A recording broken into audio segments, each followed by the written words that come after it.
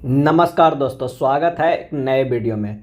हम लोग ज्ञान बिंदु के द्वारा निकाला गया बिहार एसएससी के प्रैक्टिस सेट देख रहे हैं। आज मॉडल प्रैक्टिस सेट नंबर 6 है। इसमें 150 प्रश्न दिया गया है। सारे प्रश्नों को डिटेल सोल्यूशन किया गया है। आप इसे पूरा जरूर देखें। तो आइए शुरू करते हैं पहले प्रश्न से। पहला प्रश्न है कि शैवाल मुख्य रूप से किसके अंतर्गत आता है। शैवाल मुख्य रूप से किसके अंतर्गत आता है, और इसका सही आंसर हो जाएगा ऑप्शन बी, थैलोफाइटा। शैवाल मुख्य रूप से थैलोफाइटा के अंतर्गत आता है। थैलोफाइटा के अंतर्गत मुख्य रूप से विभिन्न प्रकार के शैवाल, कवक तथा जीवाणु आते हैं। थैलोफाइटा का शरीर जड़, तना एवं पत्तियों में विभाजित नहीं रहता है, लेकिन यह एक थैलस के रूप में रहता है, इसलिए इन्हें थैलोफाइटा कहते हैं। इनमें संवहनीय उत्तक नहीं पाया जाता। संवहनीय उत्तक नहीं पाया जाता। अगला प्रश्न है कि निम्नलिखित में कौन सा न्यायाधीश भारत में जनहित याचिका की अवधारणा के प्रवर्तक रहे हैं। जनहित याचिका की अवधारणा के प्रवर्तक रहे हैं, और इसका सही आंसर हो जाएगा option B, PN Bhagwati. PN Bhagwati Bharat में जनहित याचिका की अवधारणा के प्रवर्तक रहे हैं। जनहित याचिका की अवधारणा की उत्पत्ति एवं विकास कहाँ हुआ था, तो अमेरिका में हुआ था, और ये हुआ था 1960 के दशक में हुआ था। भारत में जनहित याचिका या पीआईएल सर्वोच्च न्यायालय की न्यायिक सक्रियता का एक उत्पाद है। इसकी शुरुआत जो हुआ है 1980 के दशक के मध्य में हुआ है। नेक्स्ट प्रश्न है कि भारत का मानक समय ग्रीनविच के मानक समय से कितना आगे है, और इसका सही जवाब हो जाएगा बी, 5 घंटा 30 मिनट आगे है।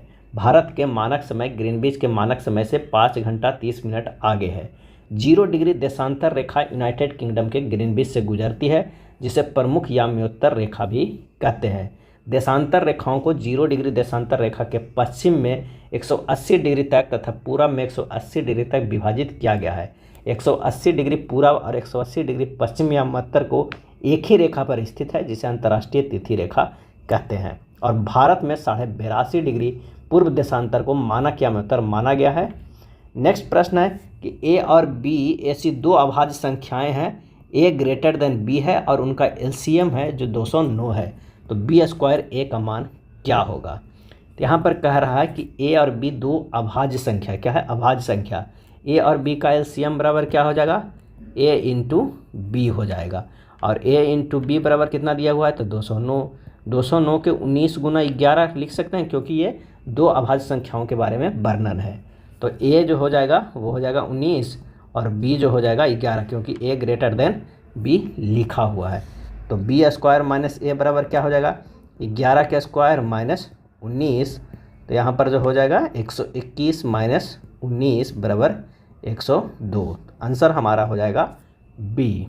चलिए अगले प्रश्न पे चलते हैं। गर्म व नम प्रदेशों के नियत तापित जंतुओं में मेलेनिन रंग अधिक होता है, यह जैव विकास के किस नियम से संबंधित है। मेलेनिन रंग अधिक होता है, यह जैव विकास के किस नियम से संबंधित है, और इसका सही आंसर हो जाएगा डी, ग्लोगर का नियम। गर्म एवं नम प्रदेशों के नियत तापित जंतुओं में मेलेनिन रंग अधिक होता है, यह जैव विकास के ग्लोगर नियम से संबंधित है। और भी कई नियम है, जैसे एलन का नियम। अत्यधिक ठंड प्रदेशों में रहने वाले जंतु जातियों में शरीर के खुले भाग जैसे पूंछ, कान, पाद आदि क्रमशः छोटे हो जाते हैं, ताकि उनके माध्यम से ताप हानि कम हो। यह है एलन के नियम। अगर हम बात करते हैं बर्जमान के नियम, तो नियत तापित जंतुओं में ठंड प्रदेशों में रहने वाले सदस्यों का शरीर अत्यधिक बड़ा होता है। यह है बर्जमान का नियम। अगर कोप के नियम की बात करते हैं, तो यह है जैव विकास के लंबे इतिहास में जंतुओं में शरीर के अत्यधिक बड़े होते रहने की प्रवृत्ति रही है। यह है कोप का नियम। अगला है भारत का पहला मॉडल G20 शिखर सम्मेलन कहाँ आयोजित किया गया था। पहला मॉडल G20 शिखर सम्मेलन, आंसर हो जाएगा सी, मुंबई में। 30 जनवरी 2023 को भारत के G20 शेर्पा अमिताभ कांत ने भारत के पहले मॉडल G20 शिखर सम्मेलन का उद्घाटन किया था। नेक्स्ट है ब्यूनस आयर्स किस देश की राजधानी है। ब्यूनस आयर्स, सही जवाब हो जाएगा ऑप्शन सी, अर्जेंटीना की राजधानी है ब्यूनस आयर। अगर हम रोमानिया की राजधानी की बात करें, तो यह है बुखारेस्ट। अगर पोलैंड की राजधानी की बात करें, तो पोलैंड की राजधानी है वारसा। क्या है, वारसा। और वियतनाम की राजधानी क्या हो जाएगी, तो वियतनाम की राजधानी हो जाएगी हनोई। हनोई हो जाएगी वियतनाम की राजधानी। नेक्स्ट प्रश्न है, दिए गए विकल्पों में कौन सी उत्तर आकृति प्रश्न आकृति के प्रारूप को पूरा करती है, और इसका सही आंसर हो जाएगा ए, ये आकृति जो है प्रश्न आकृति को पूरा करता है। एक तरंग की आवृत्ति 50 हर्ट्ज और चाल 36 मीटर पर सेकंड है। इस तरंग की तरंग दैर्ध्य ज्ञात करें। कह रहा है कि जो v बराबर जो है वेग और n बराबर क्या होता है आवृत्ति, वो कितना दिया हुआ है, और लैम्डा तरंग दैर्ध्य होता है। तो एक फार्मूला है v 36 दिया हुआ है, n 50 दिया हुआ है, तो हमें लैम्डा निकालना है। तो v बराबर फार्मूला होता है n लैम्डा, v के 36 बराबर 50 गुना लैम्डा, तो लैम्डा बराबर हो जाएगा 0.72 मीटर। आंसर हो जाएगा हमारा डी। 100 और 1000 के बीच कितनी संख्याएं 17 से विभाज्य होगा? 100 और 1000 के बीच, तो यहाँ पर से निकालने के लिए क्या करना होगा कि 1000 भागा 17 माइनस 100 भागा 17 कर देना है। यहाँ पर आ जाएगा 58, यहाँ पर आ जाएगा 5 पूर्णांक मान लेने पे, तो यहाँ हो जाएगा हमारे पास आंसर 53। आंसर हो जाएगा हमारे पास बी। कितनी संख्याएं विभाज्य है? तो 53। उस शब्द जोड़ी का चयन करें जो नीचे दिए गए शब्दों के जोड़े में व्यक्त किए गए एक समान संबंध का सबसे अच्छा प्रतिनिधित्व करता है। कुत्ता, शवानालय, केनेल। तो इसका जो सही आंसर हो जाएगा वो हो जाएगा ए, मधुमक्खी छत्ता। कुत्ता शवानालय यानी केनेल में रहता है, उसी प्रकार मधुमक्खी अपने छत में रहती है। भारत एवं पाकिस्तान के मध्य परमाणु प्रतिष्ठानों की सूचना साझा करने संबंधी संधि पर हस्ताक्षर कब हुए? और इसका सही आंसर हो जाएगा ए, 31 दिसंबर 1988 ईस्वी को। भारत व पाकिस्तान के मध्य परमाणु प्रतिष्ठानों की सूचना साझा करने संबंधी संधि 31 दिसंबर 1988 को हुआ, और यह समझौता जनवरी 1991 को अमल में आया था। समझौते के तहत दोनों देश हर साल 1 जनवरी को एक दूसरे के परमाणु प्रतिष्ठानों और स्थलों के बारे में सूचना का आदान प्रदान करते हैं। पहली बार इस तरह की सूचना के आदान प्रदान 1 जनवरी 1992 को हुआ था। अगला है, एक कुर्सी 785 रुपया में खरीदी गई और 22% के लाभ पर बेची गई, तो विक्रय मूल्य क्या होगा? कुर्सी का क्रय मूल्य जो है वो कितना है? वो है 785 रुपया। लाभ परसेंट कितना है? तो 22% है। तो कुर्सी का विक्रय मूल्य हो जाएगा 785 प्लस 785 गुना 22/100, क्योंकि 22% है वो जुड़ जाएगा, तो 750 या प्लस 172.7 हो जाएगा। इससे कैलकुलेट करेंगे तो टोटल हो जाएगा 957.7 रुपया। आंसर हो जाएगा डी। नेक्स्ट है, दिए गए प्रश्न में लुप्त संख्या ज्ञात करना। इसमें से लुप्त संख्या आइए देखते हैं ये किस तरह अरेंज किया है।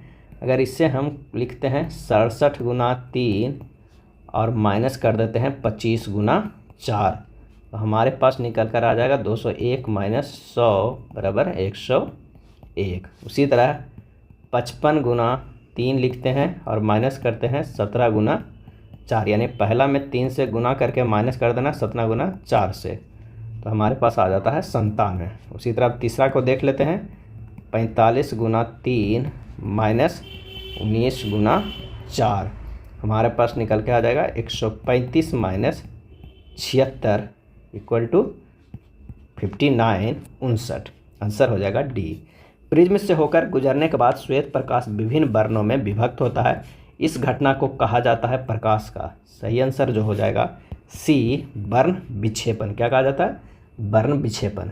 वर्ण विक्षेपण किसे कहते हैं? तो श्वेत प्रकाश किरण को अपने अवयवी रंगों की प्रकाश किरणों में विभाजित होना प्रकाश का वर्ण विक्षेपण कहता है। और ये जब प्रिज्म से होकर गुजरता है तो ये किस कलर में होता है? तो VIBGY OR, विव्या ग्लोर, इस तरह आप लिखिएगा।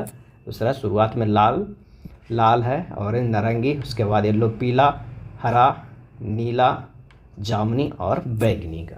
अगला प्रश्न है, कथकली किस राज्य का शास्त्रीय नृत्य है? कथकली, और इसका सही जवाब हो जाएगा ऑप्शन डी, केरल। केरल के और एक शास्त्रीय नृत्य काफ़ी प्रसिद्ध है तो वो है मोहिनीअट्टम। और आंध्र प्रदेश की अगर हम बात करें तो सबसे ज़्यादा क्या प्रसिद्ध है? तो कुचिपुड़ी। क्या है? कुचिपुड़ी। और तमिलनाडु की अगर हम बात करते हैं तो तमिलनाडु का सबसे ज़्यादा क्या प्रसिद्ध है? तो तमिलनाडु का है भरतनाट्यम। भरतनाट्यम।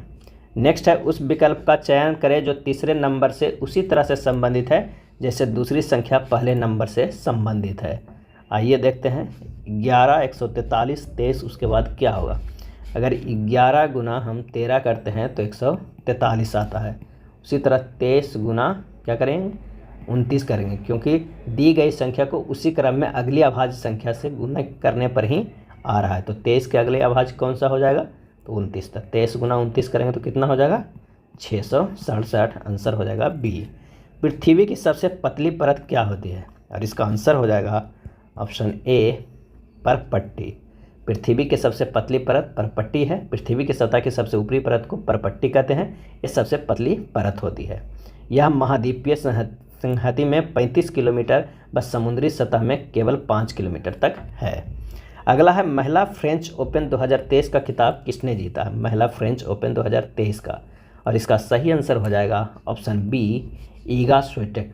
महिला फ्रेंच ओपन 2023 का खिताब ईगा स्विएटेक जो पोलैंड के खिलाड़ी है ने जीता है।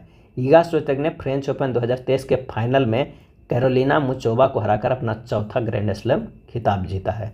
जबकि फ्रेंच ओपन पुरुष एकल विजेता कौन है? तो नोवाक जोकोविच है। अगला है दिए गए संख्या श्रृंखला में उस विकल्प का चयन करें जो निम्नलिखित श्रेणी के प्रश्नवाचक के स्थान पर आ सकती है। 191, 174, 165, 148, 139 के बाद क्या आएगा ये देखना है। 191 से 174 गया है तो ये हुआ है -17। 174 से 165 गया है -9 हुआ है, और 165 से 148 गया है -17 हुआ है। तो यहाँ फिर कितना हुआ है? -9 हुआ, यानी -9 -17 का सीरीज चल रहा है। तो 139 -17 करेंगे तो हमारे पास आ जाएगा 122, यही सही हो जाएगा, आंसर हो जाएगा बी। टोबिन टैक्स लगाया जाता है। टोबिन टैक्स लगाया जाता है, इसका आंसर हो जाएगा सी, विदेशी विनिमय लेन देन पर। टोबिन टैक्स लगाया जाता है विदेशी विनिमय लेन देन पर। यह अर्थशास्त्री जेम्स टोबिन द्वारा प्रतिपादित किया गया है।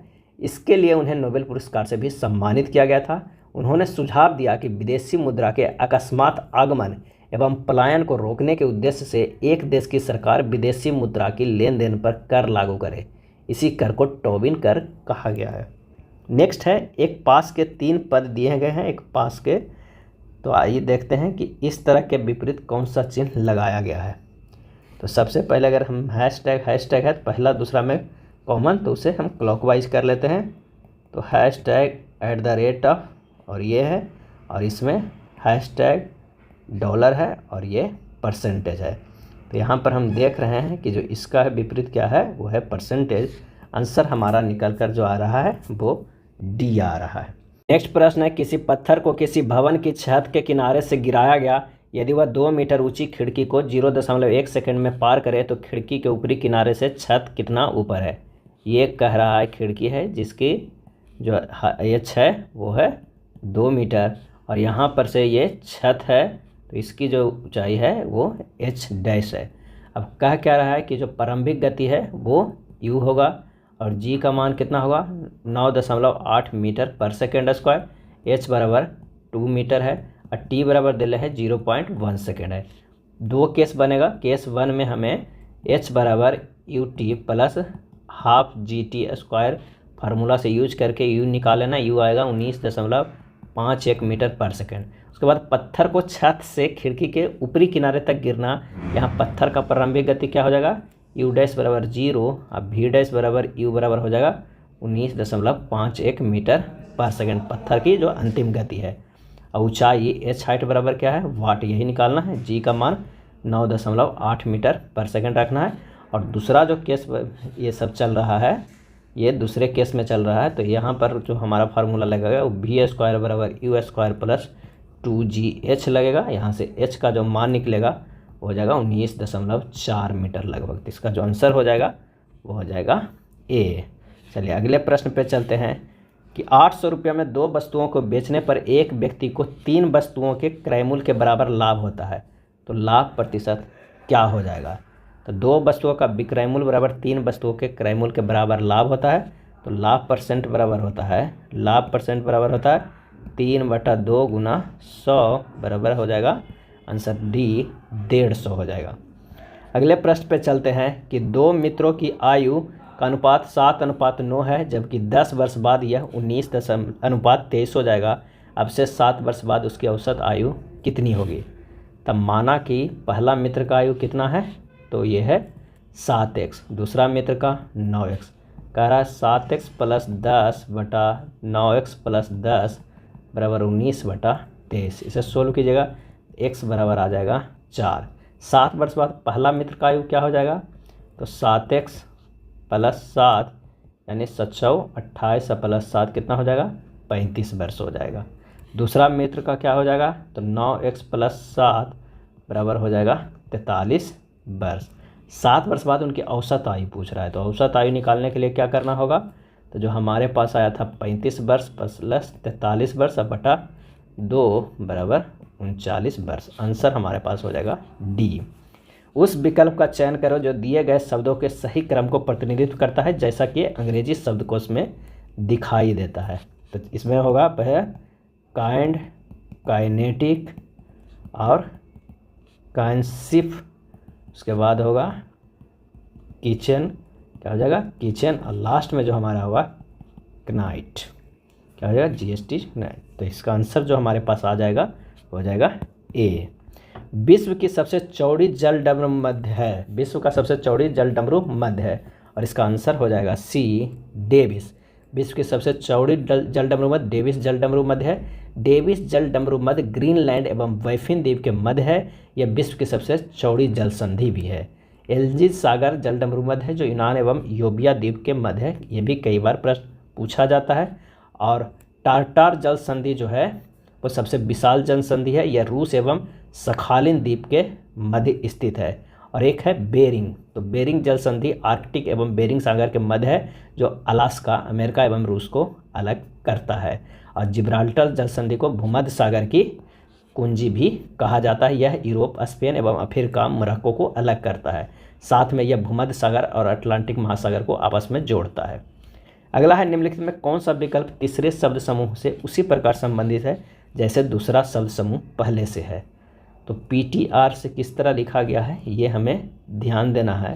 अगर P से +2 करते हैं तो R है, और T से क्या क्या है, T का वो जो होता है 20, वो 20 को R तो रहने दिया, T को जो 20 लिखा है, और R का कितना होता है 18, इन दोनों को जोड़ दिया है तो हमारे पास R 38 है, वही लिखा गया है। अब IM में क्या करना, I में +2 जोड़ना, I में +2 जोड़ेंगे तो हमारे पास K हो जाएगा। M का वैल्यू का मान होता है 13 और K के वैल्यू का होता है 11, दोनों को जोड़ेंगे तो कितना हो जाएगा 24, हमारे पास आ जाएगा K 24। आंसर हो जाएगा डी। बिहार विधान परिषद में सदस्यों की संख्या कितनी है, और इसका सही आंसर हो जाएगा सी 75। बिहार विधानसभा में सदस्यों की संख्या कितनी है, 75 है। संविधान के भाग 6 में अनुच्छेद 168 से 212 तक राज्य विधानमंडल के बारे में प्रावधान किया हुआ है। बिहार विधानसभा में सदस्यों की संख्या 243 है, विधानसभा के सदस्यों की संख्या। और राज्य विधान परिषद की अधिकतम संख्या विधानसभा की 1/3 और न्यूनतम संख्या 40 निश्चित है। वर्तमान में 6 राज्यों में विधान परिषद है। कौन कौन, उत्तर प्रदेश, महाराष्ट्र, कर्नाटक, आंध्र प्रदेश और तेलंगाना में। अगला प्रश्न है कि 42 और 63 की तृतीयानुपाती क्या होगा। तो 42 और 63 की तृतीयानुपाती होगा कितना, तो 63 गुना 63/42, क्योंकि तृतीयानुपाती बराबर होता है B² A। तो इसका जो आंसर हो जाएगा वो हो जाएगा 94.5। या इस तरह भी बना सकते हैं 42:63 समानुपात 63:x। तो इसे जब सोल्व करेंगे x का मान आएगा 94.5। आंसर सी है। नेक्स्ट है दिए गए संख्या श्रृंखला में उस विकल्प का चयन करें जो निम्नलिखित श्रेणी में प्रश्नवाचक के स्थान पे आ सकती है। अगर 19 के गुना 2 करेंगे तो 38 होगा, 38 में -3 करेंगे तो 35 होगा, और 35 में कितना करें, अगर हम गुना 4 करते हैं तो हमारे पास क्या आ जाएगा 140 आ जाएगा। 140 में -5 करते हैं तो 135 आ जाएगा, और 135 में से 6 गुना करेंगे तो 810 आ जाएगा। तो यहाँ पर 2 गुना होगा, इसमें ये बीच वाला में 4 होगा और यहाँ 6 होगा, तभी हमारे पास आंसर आएगा। तो ये कितना आया था 140। आंसर हो जाएगा डी। 1934 में भारत के लिए नियोजित अर्थव्यवस्था किसने लिखी है, और इसका आंसर हो जाएगा बी, सर एम विश्वेश्वरैया ने लिखी है। 1934 में भारत के लिए नियोजित अर्थव्यवस्था plan and economy for India sir M Visvesvaraya द्वारा लिखी गई है। नियोजित अर्थव्यवस्था क्या है, तो यह भारत सरकार द्वारा नियंत्रित और विनियमित अर्थव्यवस्था है। इसके संचालन को नियोजन प्राधिकरण द्वारा नियंत्रित किया जाता है। प्लान इकोनॉमिक फॉर इंडिया पुस्तक के लेखक जो एम विश्वेश्वरैया है, उसी में ये लिखे हैं। उन्होंने देश की आय को दुगना करने के उद्देश्य से एक 10 वर्षीय योजना का प्रस्ताव रखा है। नेक्स्ट देखते हैं, दिए गए प्रश्न में से लुप्त संख्या ज्ञात करना है। दिए गए प्रश्न में से लुप्त संख्या ज्ञात करना है। आइए देखते हैं। ये किस तरह अरेंज किया गया है। तो ये जो किया गया है, सबसे पहले 22 का अगर हम 3 गुना करते हैं तो हमारे पास क्या आ जाएगा, 66 आ जाएगा। लेकिन अगर 66 को हम 3 गुना करेंगे तो क्या आ जाएगा, 198 आ जाएगा। यानी यहाँ पर 22 रहता है, उससे 3 गुना करेंगे तो 66 के 3 गुना करेंगे तो 198, और 198 के 3 गुना करेंगे तो 594। तो इसका सही आंसर हो जाएगा सी।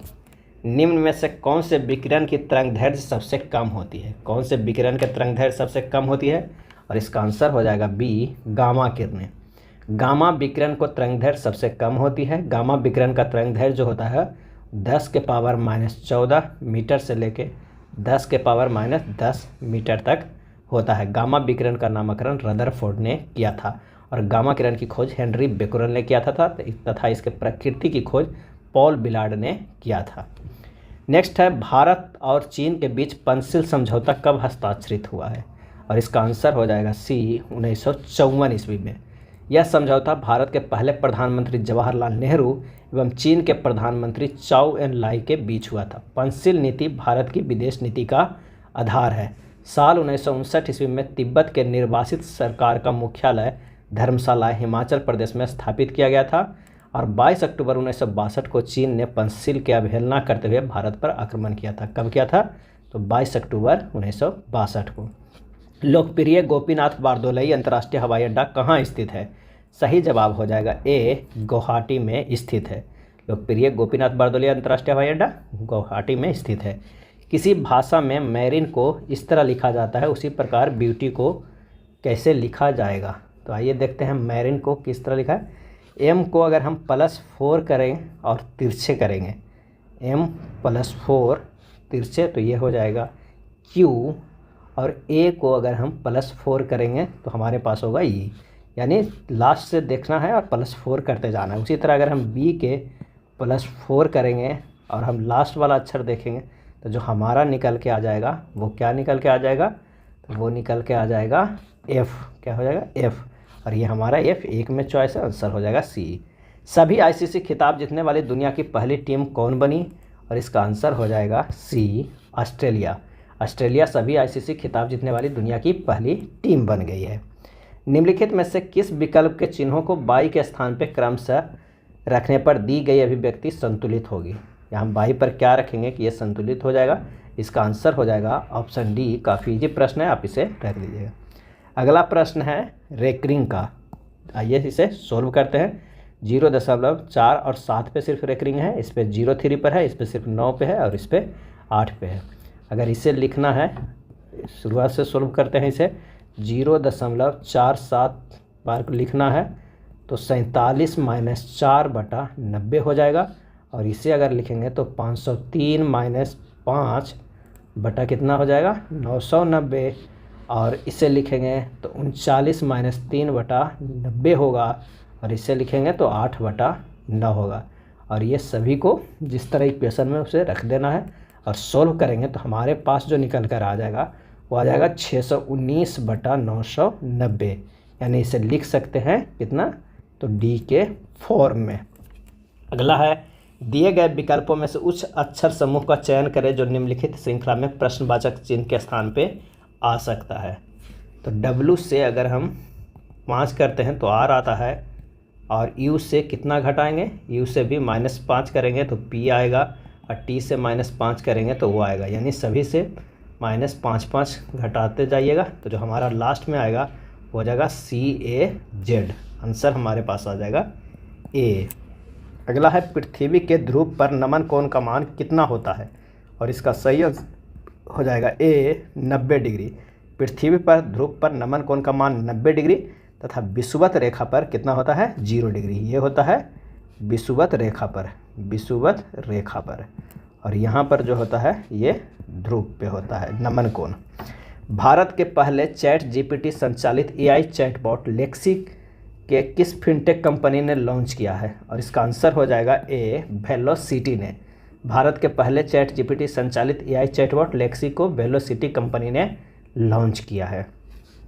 अक्षरों के उस संयोजन का चयन करें जिसे दी गई श्रृंखला के रिक्त स्थानों में क्रमवार रखे जाने पर श्रृंखला पूर्ण हो जाएगी। सही आंसर हो जाएगा ए। किस राज्य के करी इसाद आम को जीआई टैग मिला है? करी इसाद आम को आंसर हो जाएगा हमारे पास ए कर्नाटक। इसाद आम मुख्य रूप से अंकोला के आसपास उगाया जाता है। आम की इस किस्म की खेती पिछले 400 सालों से की जा रही है। 1 सदी से अधिक समय से इसके गुद्दे का प्रयोग मूल्य वर्धित उत्पादों को बनाने में किया जाता है। इसाद आम 2 प्रकार के होता है, करी इसाद और बिल्ली इसाद। नेक्स्ट है कथन एवं निष्कर्ष के प्रश्न। आइए देखते हैं। सभी नोड ज्वाइंट्स है, यहाँ पर कह रहा है अगर ये नोड है तो ये हो जाएगा क्या? तो ज्वाइंट्स। उसके बाद कह रहा है कुछ ज्वाइंट्स जो है वो हड्डियाँ हैं, कुछ ज्वाइंट्स जो है वो हैं हड्डियाँ हैं। और अगला कह रहा है कि सभी हड्डियाँ कार्टिलेज है, जो जितने भी हड्डियाँ हैं वो क्या है? तो वो है कार्टिलेज है। अब आइए निष्कर्ष पे निकालते हैं कि कौन सा सही है। तो कोई नोड हड्डी नहीं है, गलत है। सभी जॉइंट कार्टिलेज है, ये गलत है।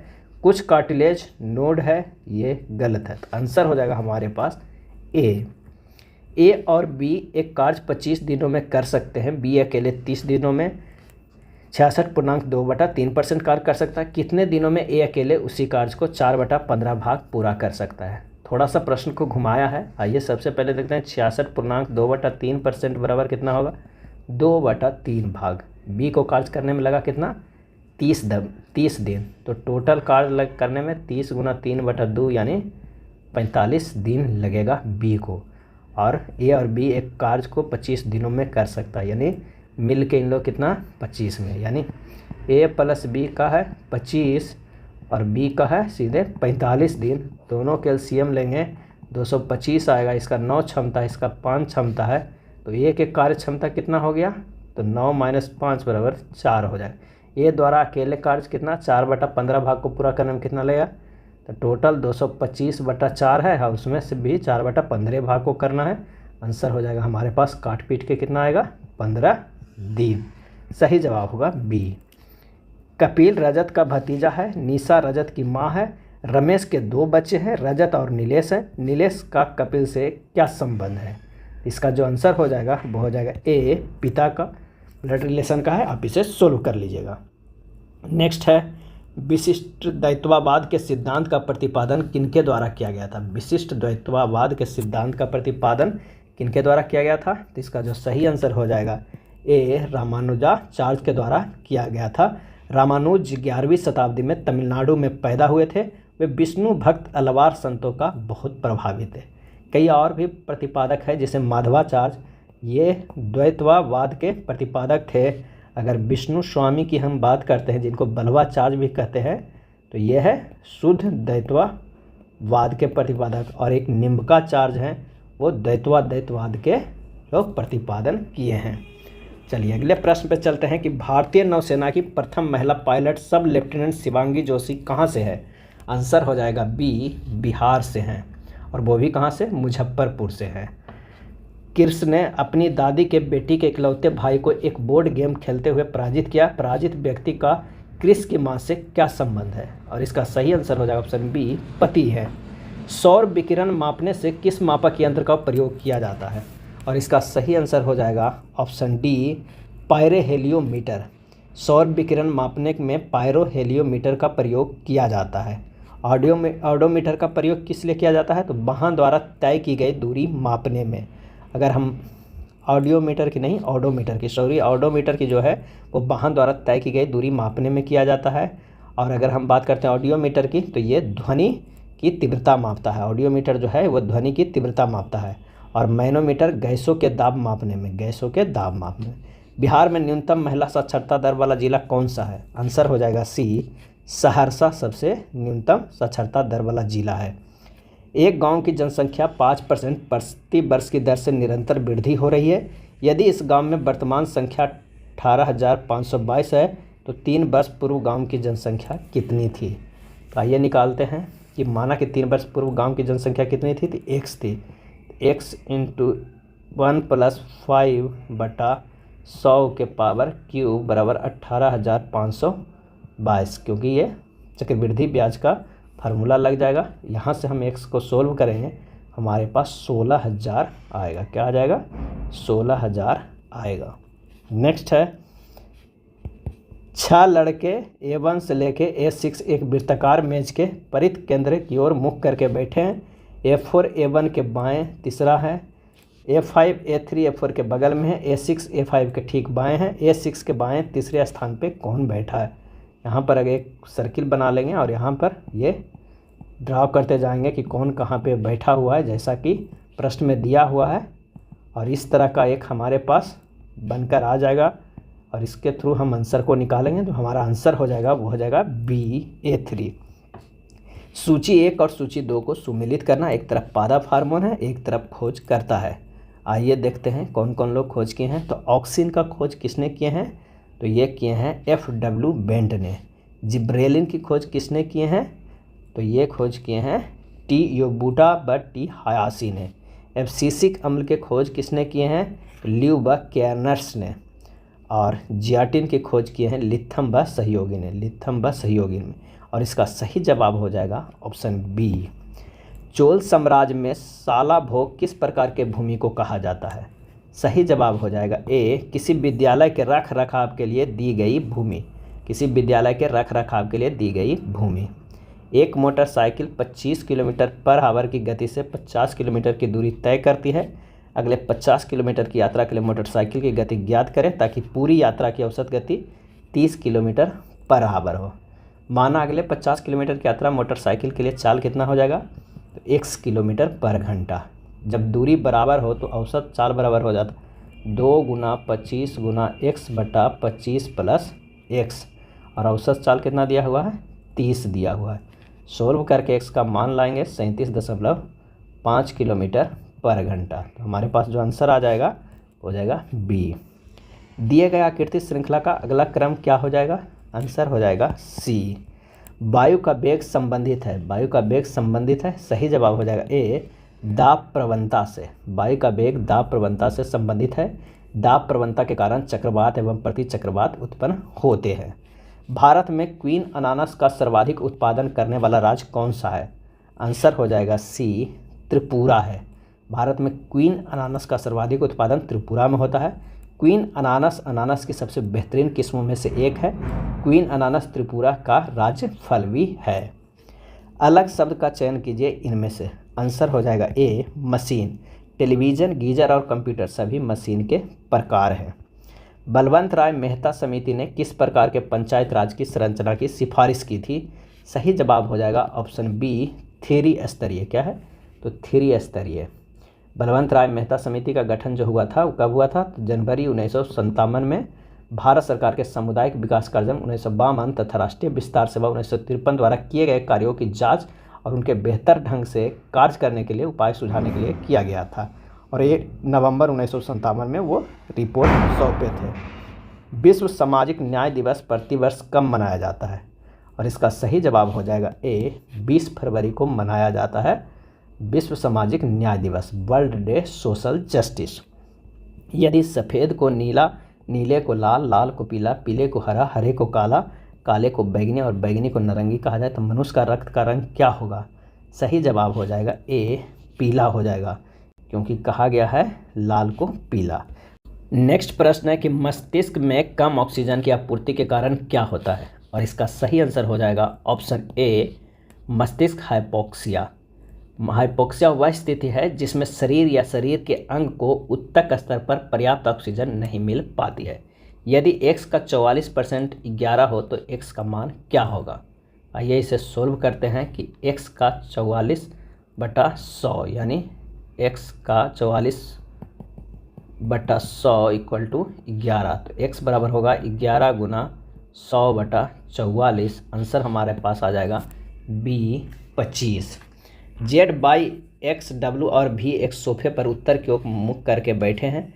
Z बाई के ठीक बगल में बैठा है, X W के ठीक बगल में बैठा है, V सबसे बाईं सीट पर बैठा है, X दाएं से दूसरे स्थान पे। Z और X एक साथ बैठे हैं, मध्य स्थान पे कौन बैठा है। ये हमारा जो बैठने का अरेंज होगा वो होगा इस तरह, V/Z X और W।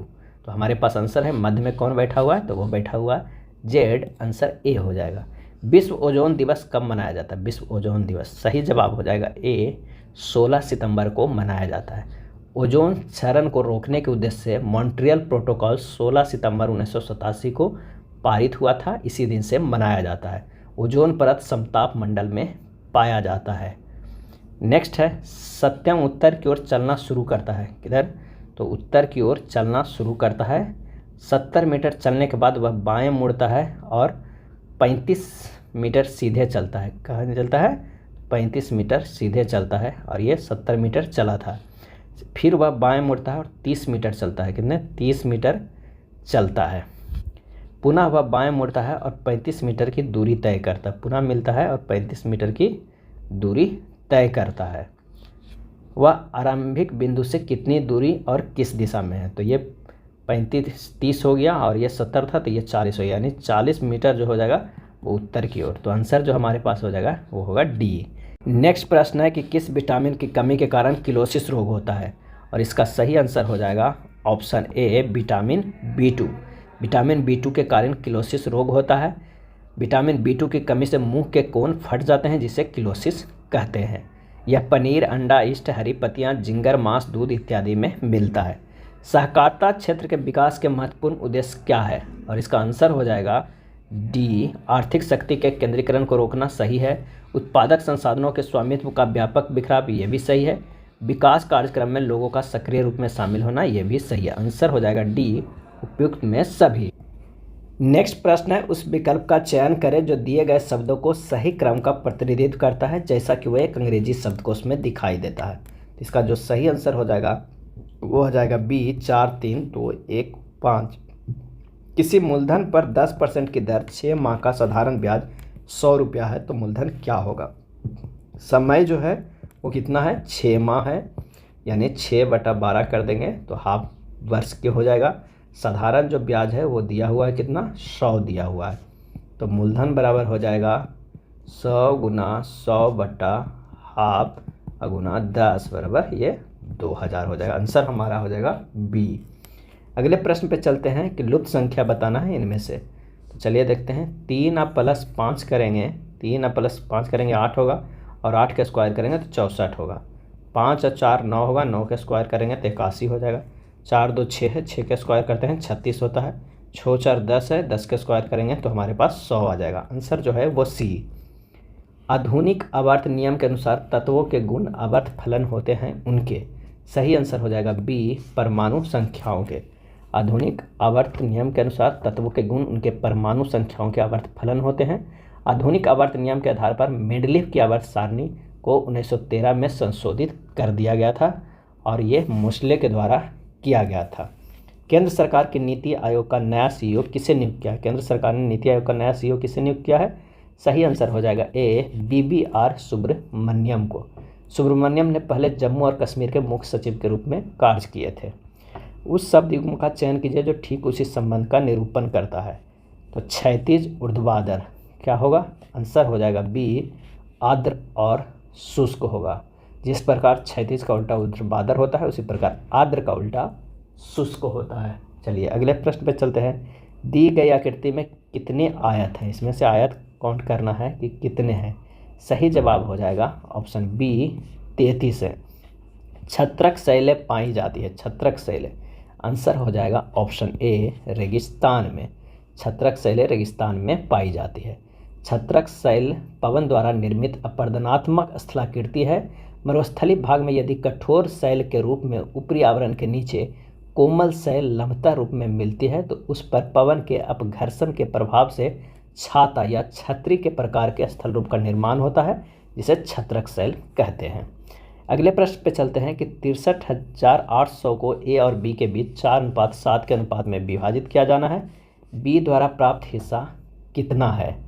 तो आइए, ए अनुपात बी जो है वो 4:7 के, यानी 4 + 7 कितना हो जाएगा? 11 इकाई। 11 इकाई बराबर हो जाएगा 63,800। तो 7 इकाई बराबर हो जाएगा 63,800 गुना 7/11 बराबर 40,600। तो बी का जो हिस्सा हो जाएगा वो 40,600 हो जाएगा। आंसर होगा ए। दिए गए विकल्प में से कौन सा उत्तराकृति प्रश्नाकृति के प्रारूप को पूरा करेगी? तो इसका सही जवाब हो जाएगा ए। निम्न में से सर्वप्रथम किस बाद में उच्चतम न्यायालय ने कहा कि प्रस्तावना संविधान का हिस्सा नहीं है? प्रस्तावना संविधान का हिस्सा नहीं है। आंसर हो जाएगा ए, बेरूबाडी यूनियन बाद। बेरूबाडी यूनियन बाद में सर्वप्रथम उच्चतम न्यायालय ने कहा है कि प्रस्तावना संविधान का हिस्सा नहीं है। बेरूबाडी यूनियन बनाम मद्रास राज्य मामला कब आया था? तो ये 1960 में आया था। परिणाम में प्रस्तावना को संविधान का अंग या भाग नहीं माना जाता था, जबकि 1973 में केशवानंद बनाम केरल राज्य बाद में उच्चतम न्यायालय के ऐतिहासिक फैसला दिया कि संसद प्रस्तावना सहित संविधान के किसी भी भाग में संशोधन कर सकती है, लेकिन आधारभूत ढांचा में नहीं। प्रस्तावना में अब तक एक बार संशोधन किया जा चुका है, वो भी 42वें संविधान संशोधन 1976 में। 1802 की बसीन की संधि पर हस्ताक्षर किसके मध्य हुए थे? आंसर हो जाएगा बी, अंग्रेज तथा बाजीराव द्वितीय के बीच हुआ था। कब हुआ था? तो 1802 में बसीन की संधि। बसीन की संधि के तहत पेशवा ने अपनी स्वायत्तता अंग्रेजों को सौंप दी थी। दिए गए संख्या श्रृंखला में उस विकल्प का चयन करें जो निम्नलिखित श्रेणी में रिक्त स्थानों पर आ सकती है। तो चलिए देखते हैं। 7, 16 क्या हो जाएगा? तो 16 - 7 अगर करेंगे तो यहाँ पे 9 हो जाएगा, और 40 पे 16 करेंगे तो ये 24 होगा, और यहाँ पर क्या हो जाएगा? 44। यहाँ पर हो जाएगा, अगर कुछ रहता तो कुछ जो भी हो, और यहाँ पर जो होगा वो 2 हमारे पास मालूम नहीं है, लेकिन 24 और 9 से करेंगे तो हमारे पास आ जाएगा 15।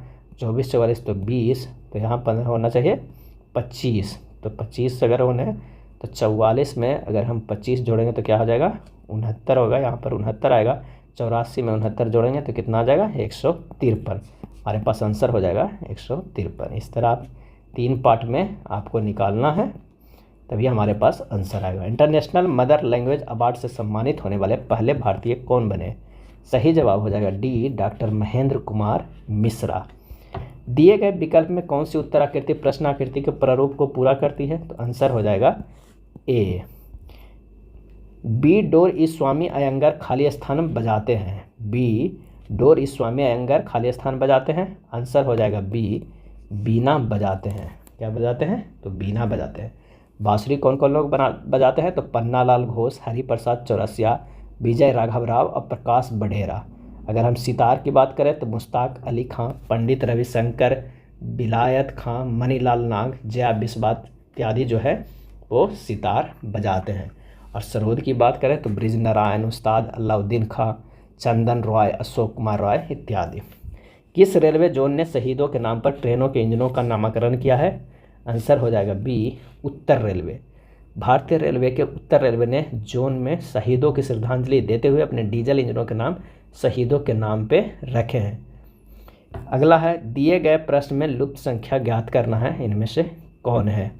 आइए देखते हैं। अगर हम 58 + -28 गुना -3 करेंगे तो हमारे पास जो आंसर आ जाएगा वो -90 आता है। उसी तरह -17 और क्या हो जाएगा +21 को गुना करेंगे 3 से तो हमारे पास -12 आता है।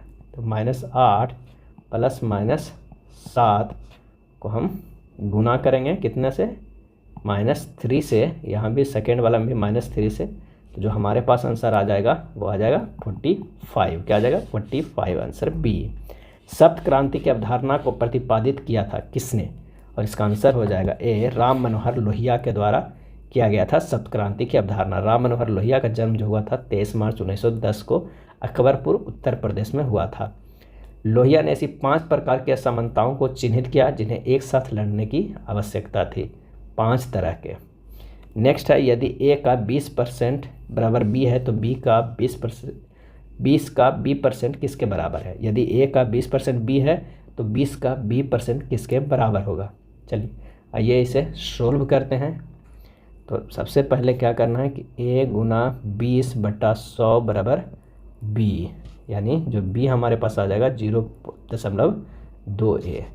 अब 20 का b% बराबर x% का a, क्योंकि समीकरण 1 से हमें निकालना है। तो 20b बराबर a × x, तो 20 × b बराबर क्या है? 0.2a बराबर a × x है। और इसे सोल्व करेंगे तो x बराबर आ जाएगा 4%। तो तो 20 का B% कितना हो जाएगा, 4% ऑफ ए हो जाएगा, आंसर ए। नेक्स्ट है दिए गए संयोजन का सही दर्पण प्रतिबिंब का चयन कीजिए। तो इसका जो आंसर हो जाएगा वो हो जाएगा डी, ये इस तरह होगा, ये इस तरह बनेगा। 30 डिग्री सी और 1 बार दाब पर 500 DM³ वायु को संपीड़ित करके 200 DM³ प्राप्त करने के लिए आवश्यक न्यूनतम दाब क्या होगा। तो ये निकालते हैं। P1 बराबर दिया हुआ है 1 बार, P2 बराबर दिया हुआ है वाट, V1 बराबर दिया हुआ है 500 और V2 बराबर दिया हुआ है 200। तो हम फार्मूला रख देंगे P1 V1 बराबर P2 V2, किससे, तो ये हमारा बॉयल्स लॉ है। क्या है, बॉयल्स लॉ से। तो यहाँ पर मान रख देंगे तो P2 बराबर निकल के आ जाएगा 500/200 बराबर 2.5 बार, आंसर हो जाएगा ए। टॉल्स्टॉय ने अपनी समाधि के विषय में कहा है, और इसका आंसर हो जाएगा ए, निर्धन से निर्धन के समान हो। टॉल्स्टॉय ने अपनी समाधि के विषय में कहा कि निर्धन से निर्धन के समान हो। लियो टॉल्स्टॉय रूसी लेखक तथा दुनिया के महानतम उपन्यासकारों में से एक है। इनकी 2 सबसे लंबी कृतियाँ वार एंड पीस जो 1865 से 69 तक, और अन्ना करेनिना 1875 से 77 काफ़ी प्रसिद्ध रहा है। नेक्स्ट है दिए गए संयोजन को सही दर्पण प्रतिबिंब का चयन कीजिए जब दर्पण को AB पर रखा गया हो। इसका जो सही आंसर हो जाएगा वो हो जाएगा क्या, तो वो हो जाएगा ए।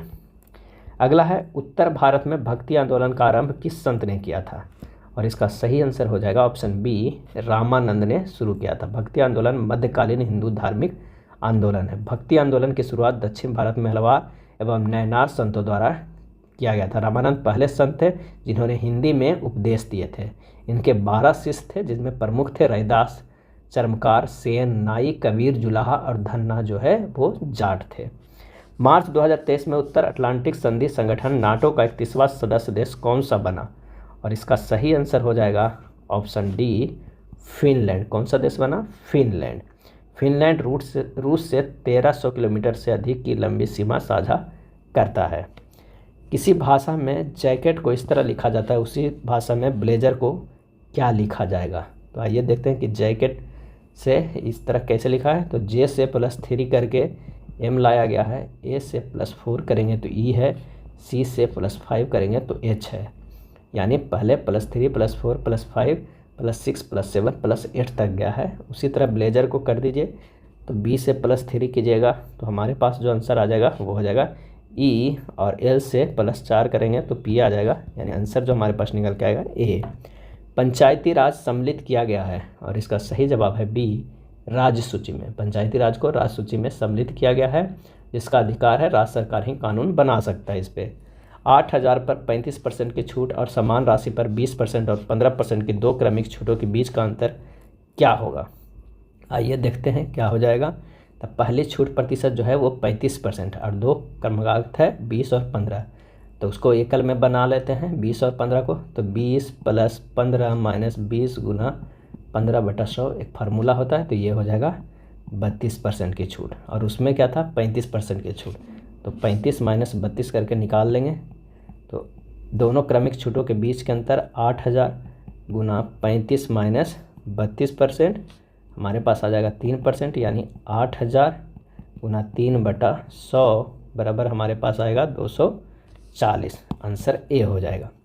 एक निश्चित कोड प्रणाली में हाउ आर यू को इतना लिख सकते हैं, आर यू फाइन टुडे के इतना, स्टे फाइन के इतना। तो टुडे के लिए कोड क्या होगा, सही जवाब हो जाएगा बी, 4। निम्नलिखित में कौन सा इमल्सन का उदाहरण है, आंसर हो जाएगा सी, दूध। दूध इमल्सन का उदाहरण है। ऐसा विषमांग मिश्रण जिसमें कण बिलियन के सदृश समान रूप से पूरे बिलियन में फैले हुए हो। चलिए अगले प्रश्न पे चलते हैं कि विश्व के सबसे बड़े क्रिकेट स्टेडियम मोटेरा का नया नाम क्या रखा गया है। आंसर हो जाएगा सी, नरेंद्र मोदी स्टेडियम। मनोज आइब के पिता की बहन का पुत्र है। रोनाल्डो रिहाना के बेटे हैं जो जॉर्ज की मां और आइब के दादी हैं। डारियो शीला के पिता और मनोज के दादा हैं। रिहाना डारियो की पत्नी है। जॉर्ज की पत्नी का शीला से क्या संबंध है। आंसर हो जाएगा डी, भाभी का संबंध है। 2 कंटेनरों में क्रमशः 3:2 और 6:5 के अनुपात में दूध और पानी का मिश्रण है। समांगी को किस अनुपात में मिलाया जाए कि मिश्रण का अनुपात 4:3 हो जाए। आइए देखते हैं, इसे सॉल्व करते हैं। पहला कंटेनर दूध की मात्रा कितना है 3/5 है, दूसरा कंटेनर में दूध की मात्रा है 6/11, 11 लाया गया 6 + 5 करके। अब क्या रहा है कि 4:3 में मिलाना, यानी 4/4 कितना 7 के अथी में है, मिश्रण में दूध की मात्रा है। इसे जब हम सोल्व करेंगे तो हमारे पास ये आ जाएगा 3/5 - 4/7, और इधर जो हमारे पास आ जाएगा वो कितना आ जाएगा 4/7 - 6/11।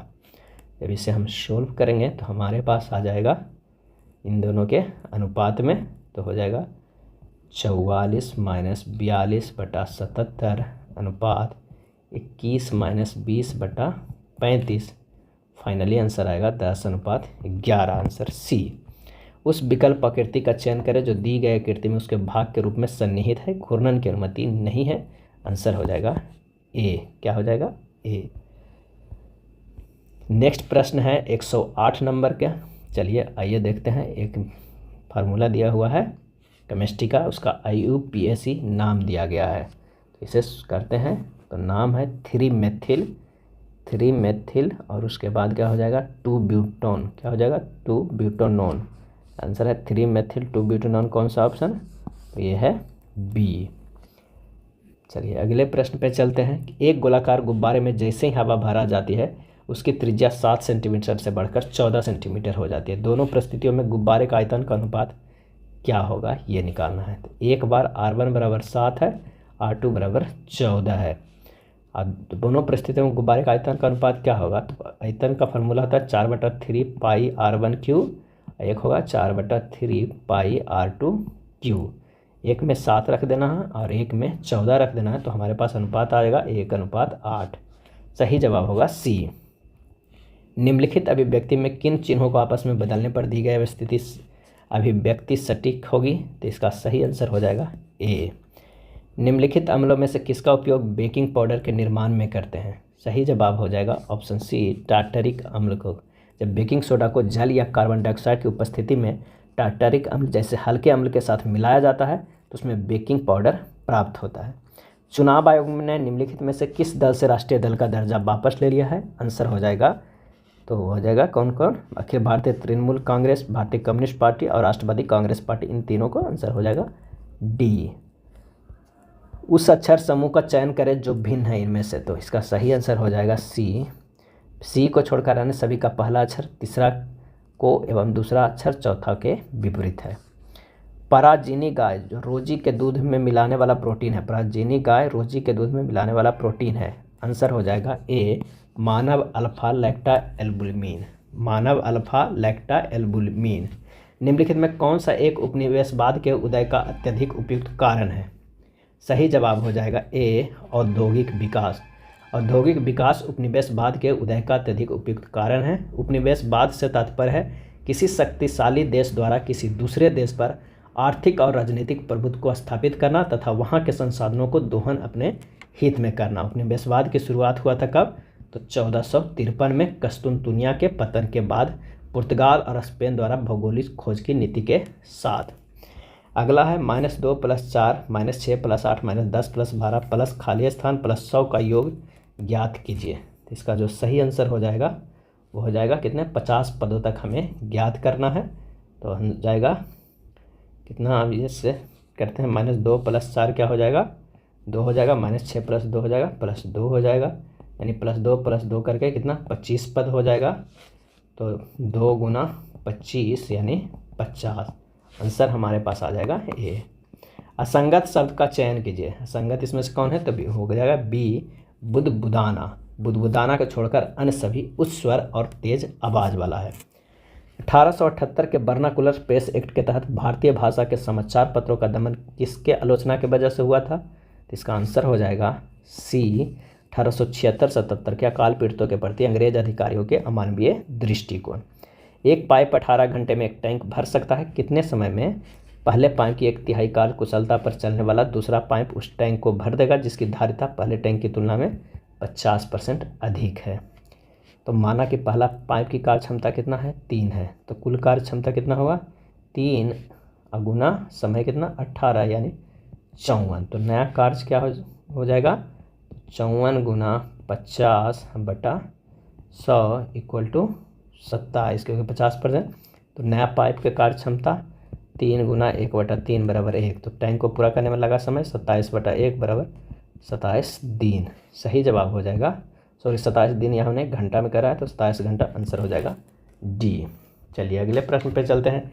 अलग शब्द का चयन करें इनमें से, अलग शब्द। तो सही आंसर हो जाएगा बी, दूरी। दूरी को छोड़कर अन्य सभी जो है वो मात्रक है। राष्ट्रीय विकास परिषद है एक।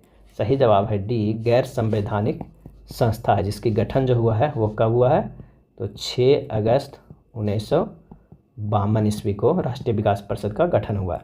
भारत की अध्यक्षता में G20 वर्किंग ग्रुप की 100वीं बैठक का आयोजन कहाँ किया गया था, आंसर हो जाएगा डी, वाराणसी में किया गया था। उस संख्या युग्म का चयन करें जो भिन्न है इनमें से, तो आंसर हो जाएगा सी, 3:30, क्योंकि सभी जो है वो A/AQ+6 में है, लेकिन ये नहीं। दो संख्याओं में पहली संख्या दूसरी संख्या के 3/4 है। यदि दो संख्याओं के व्युत्क्रमों के औसत 7/72 है तो दोनों संख्याओं का योग क्या होगा।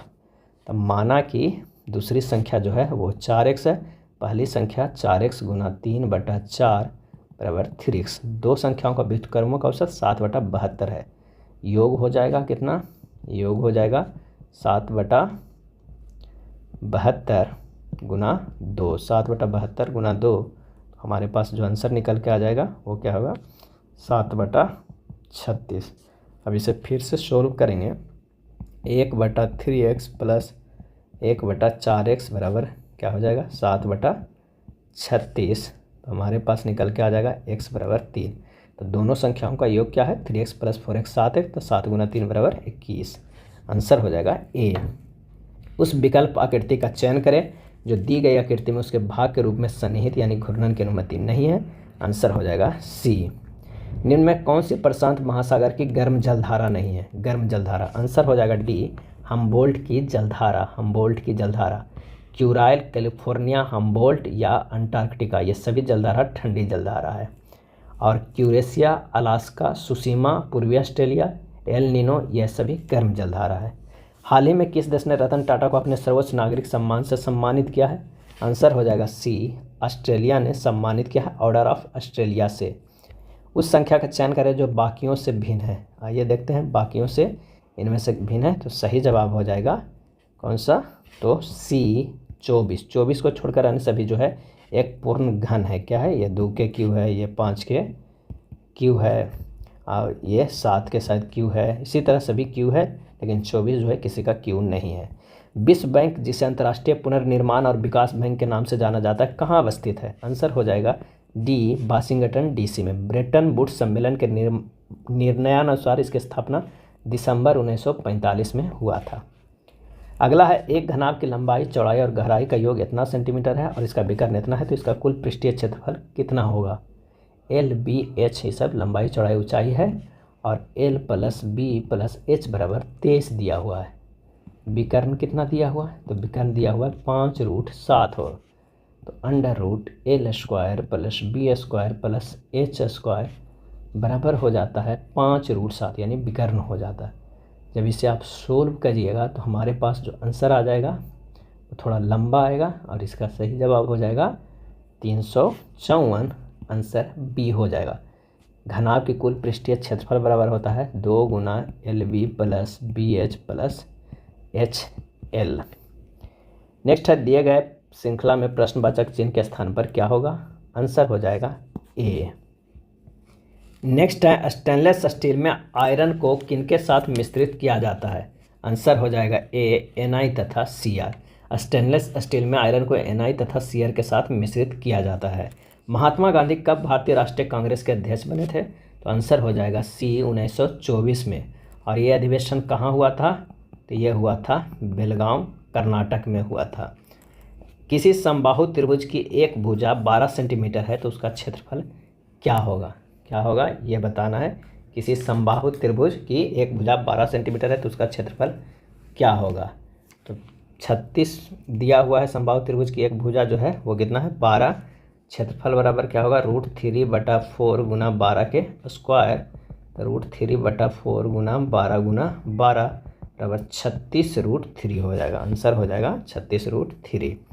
निम्नलिखित में शब्दों का अर्थपूर्ण क्रम में व्यवस्थित कीजिए। आइए व्यवस्थित करते हैं। सबसे पहले होगा हमिंग बर्ड, उसके बाद बुलबुल होगा, उसके बाद मैना होगा, उसके बाद कोयल होगा, उसके बाद पतंग होगा। आंसर हो जाएगा सी। संसद की गणपूर्ति निश्चित है। सही जवाब हो जाएगा ऑप्शन ए, संसद की सदस्यता का 10वां भाग यानी 1/10 भाग होना चाहिए गणपूर्ति के लिए। गणपूर्ति न होने की स्थिति में सदन की कार्यवाही गणपूर्ति होने तक स्थगित कर दी जाएगी। यदि एक नाव शांत जल में 20 सेकंड में 300 मीटर की दूरी तय करती है तो नाव की चाल किलोमीटर प्रति घंटा क्या होगा? तो जो चाल बराबर हमारे पास फार्मूला होता है वो दूरी बटा क्या होता है? समय होता है। और यहाँ दूरी दिया हुआ है 300 और समय 20 दिया हुआ है और उसे 18/5 से गुना कर देना है तो हमारे पास आ जाएगा 54 किलोमीटर पर घंटा। तो इसका आंसर हो जाएगा डी। दिए गए शब्दों को अर्थ और तर्क के आधार पर व्यवस्थित करते हैं। सबसे पहले पत्र आएगा, उसके बाद टेलीफोन, उसके बाद स्मार्टफोन, अब उपग्रह। खुली वायु में कुछ दिन छोड़ देने पर सिल्वर की वस्तुएं काली हो जाती हैं क्योंकि उन पर खाली स्थान की परत बन जाती है। आंसर हो जाएगा डी, सिल्वर सल्फाइड का। किस चीज़ का बन जाती है? तो सिल्वर सल्फाइड की परत बन जाती है। सिल्वर क्लोराइड यानी AgCl को क्या कहते हैं? Horn silver. AgNO3 को कहते हैं चुनावी स्याही। AgBr को फोटोग्राफी में प्रयोग किया जाता है और AgI कृत्रिम वर्षा में। अंडमान को म्यांमार से अलग करने वाले द्वीप समूह का नाम बताएं। आंसर हो जाएगा बी, कोको द्वीप समूह। कोको स्टेट अंडमान उत्तरी अंडमान के उत्तर में स्थित है जो अंडमान को म्यांमार से अलग करती है। अगला प्रश्न है कि 1500 मीटर की दौड़ में यदि ए बी को 100 मीटर से हरा देता है और बी सी को 150 मीटर से हरा देता है तो ए सी से कितनी दूरी से हरा देगा? तो ये तथा बी द्वारा तय की गई दूरी का अनुपात कितना हो जाएगा? तो 1500 अनुपात ये 1500 माइनस 100 कर देंगे यानी 15/14 हो गया। क्या है? तो ए अनुपात बी है ये। उसी तरह बी अनुपात सी निकल जाएगा कितना? 1500 माइनस 150 यानी 10/9। अब सोल्व करते हैं। अनुपात बी अनुपात सी, ये 15/14 है और ये 10/9 है। इसे सोल्व करेंगे तो 150/140/126 आएगा। अब ए अनुपात सी बराबर हो जाएगा 150/126। अब इसे 10 से गुना कर देना है तो हो जाएगा 1500, ये 1260। इन दोनों के डिफरेंस कितना है? 240 का आंसर टी हो जाएगा। नेक्स्ट है, दिए गए प्रश्न में लुप्त संख्या ज्ञात करना है। तो आइए देखते हैं। 8 गुना अगर 10 करते हैं तो 80 होगा। 8 गुना यहाँ पर जो हो जाएगा 10 करते हैं तो 80 हो जाएगा और 80 प्लस 10 करेंगे तो हमारे पास आ जाएगा 90।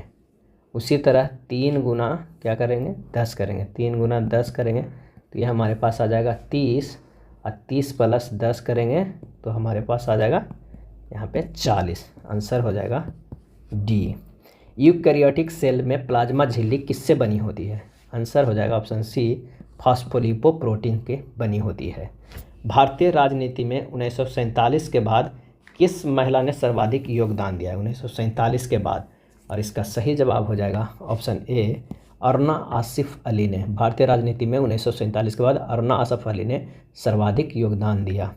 भारत में प्रथम रेलगाड़ी मुंबई से खाली स्थान के मध्य चलाई गई थी। आंसर हो जाएगा डी, थाने तक चलाई गई थी। और कब चलाई गई थी? तो 16 अप्रैल 1853 को। कितने किलोमीटर? तो 34 किलोमीटर। और ये डलहौजी के शासनकाल में चलाया गया था। दिए गए प्रश्न में लुप्त संख्या ज्ञात करना है। इनमें से कौन सा हो जाएगा लुप्त? तो 5 बराबर है कितना? तो 2 प्लस 8 माइनस 5 कर देंगे तो आ जाएगा ये 8 माइनस 5। ये इससे नहीं करना है, ये 2 प्लस ये 8 माइनस 5 तो हमारे बीच वाला आज। उसी तरह क्या करना है कि 9 प्लस 10 माइनस 3 कितना होगा? 7। तो 9 और 7 कितना हो जाएगा? 16। उसी तरह 7 प्लस 8 माइनस 1 बराबर हो जाएगा 14। आंसर हमारा सी। वीरता पुरस्कार पाने वाली पहली महिला एयरफोर्स अधिकारी कौन बनी? और इसका आंसर हो जाएगा ऑप्शन डी, दीपिका मिश्रा। कौन बन गई? विंग कमांडर दीपिका मिश्रा वीरता पदक पाने वाली पहली महिला वायुसेना अधिकारी बन गई है। जब एक वस्तु की कीमत 25% कम कर दी गई तो इसकी बिक्री 1% बढ़ गई। यदि आय प्राप्ति में 20% की वृद्धि हुई तो x का मान क्या होगा? तो ये सोल्व कीजिएगा कि -25% प्लस x% माइनस 25 गुना x/100, इसे सोल्व करेंगे तो ये 20% आ जाएगा। सॉरी, यहाँ 20% दिया हुआ है तो यहाँ से x का मान सोल्व कर लेंगे तो x का मान आ जाएगा 60%। आंसर हो जाएगा बी। नेक्स्ट है इनसाइडर ट्रेडिंग संबंधित है। इनसाइडर ट्रेडिंग संबंधित है, आंसर हो जाएगा ए, शेयर बाजार से। जब कंपनी की गोपनीय सूचनाएं रखने वाला व्यक्ति शेयरों को क्रय विक्रय करता है तो उस व्यापार या कारोबार को इनसाइडर ट्रेडिंग कहते हैं, यानी भेदिया कारोबार कहते हैं। ऋषभ पश्चिम की तरफ चलना शुरू करता है। पश्चिम की तरफ चलना शुरू करता है। 70 मीटर चलने के बाद वह बाएं मुड़ता है और 35 मीटर चलता है। फिर वह पुनः बाएं मुड़ता है और 30 मीटर चलता है। फिर वह बाएं मुड़ता है और 35 मीटर चलता है। आरंभिक बिंदु से वह कितनी दूरी पर है? इसका जो सही आंसर हो जाएगा वो हो जाएगा 70 - 30 कितना हो जाएगा? 40। आंसर जो हमारे पास आ जाएगा डी, 40 मीटर। यह था ज्ञान बिंदु के द्वारा निकाला गया बिहार एसएससी के प्रैक्टिस सेट। अगर वीडियो अच्छा लगा तो प्लीज़ लाइक एंड शेयर कर दीजिएगा। धन्यवाद।